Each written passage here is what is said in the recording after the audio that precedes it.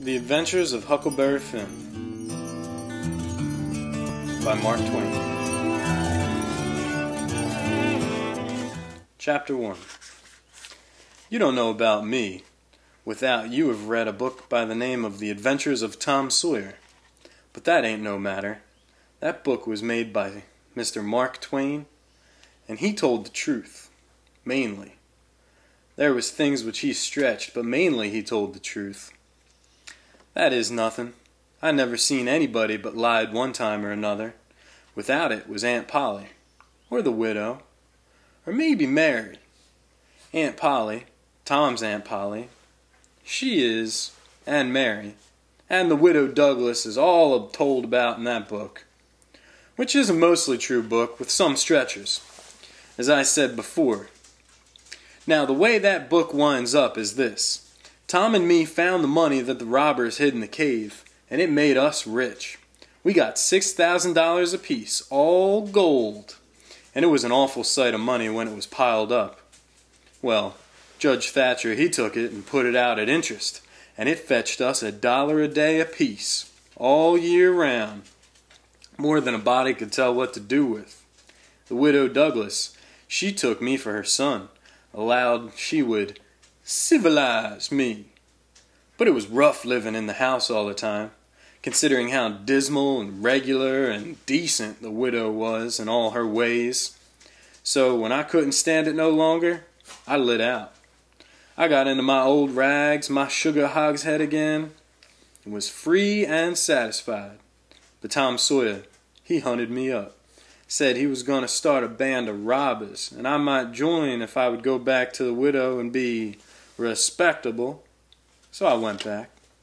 The widow, she cried over me, called me a poor lost lamb.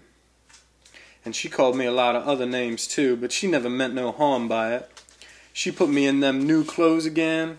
I couldn't do nothing but sweat and feel all cramped up. Then the old thing commenced again. The widow rung a bell for supper. You had to come to time. When you got to the table, you couldn't go right to eating. You had to wait for the widow to tuck down her head and grumble a little over some victuals.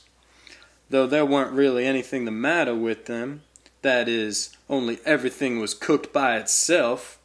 In a barrel of odds and ends, it's different. Things get mixed up. Juice swaps around. Things go better. After supper, she got out her book and learned me all about Moses and the bulrushes. I was in a sweat to find out all about him, but by and by she let it out that Moses had been dead a considerable long time. So then I didn't really care no more about him, because I don't take no stock in dead people. Pretty soon I wanted to smoke, and asked the widow to let me, but she wouldn't. She said it was a mean practice and wasn't clean. I must try not to do it any more. That is just the way with some people. They get down on a thing when they don't know nothing about it.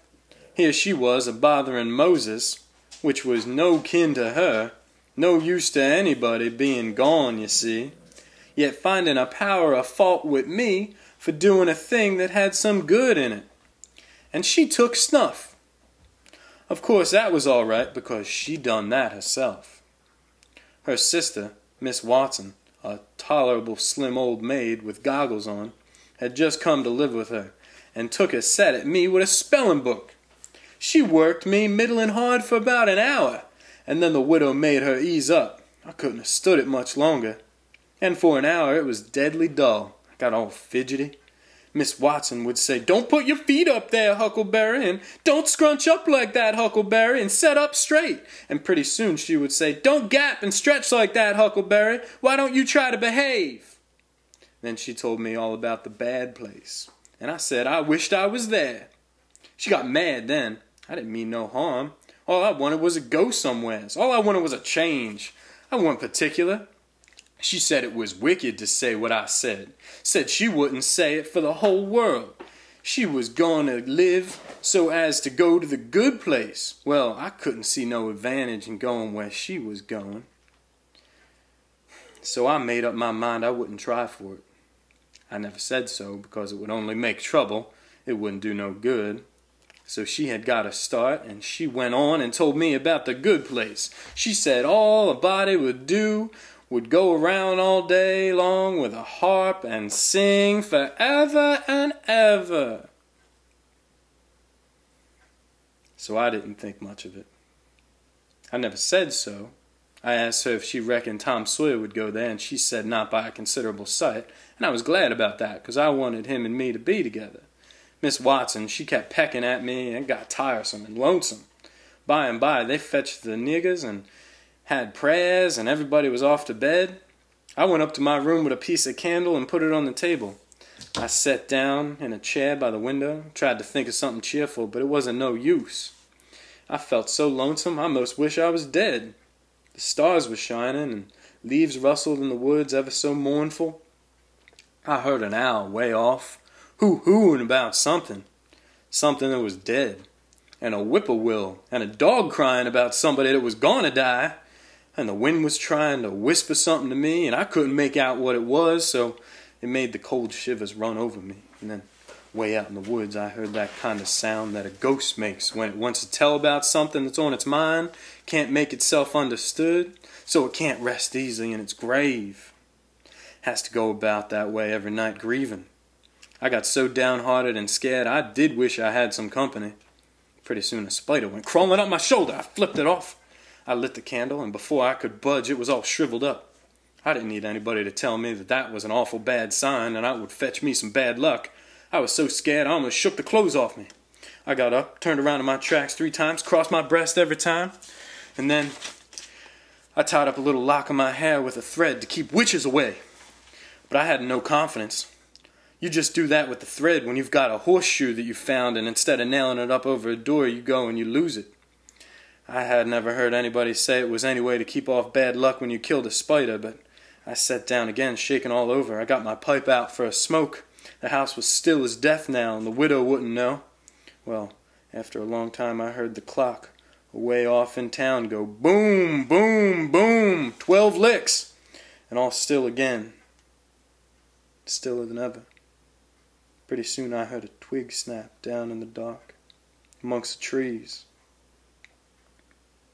Something was stirring. I sat still and listened. Directly I could just barely hear a meow, meow, down there. That was good, says I. Meow, meow, as soft as I could. Then I put out the light and scrambled out the window to the shed.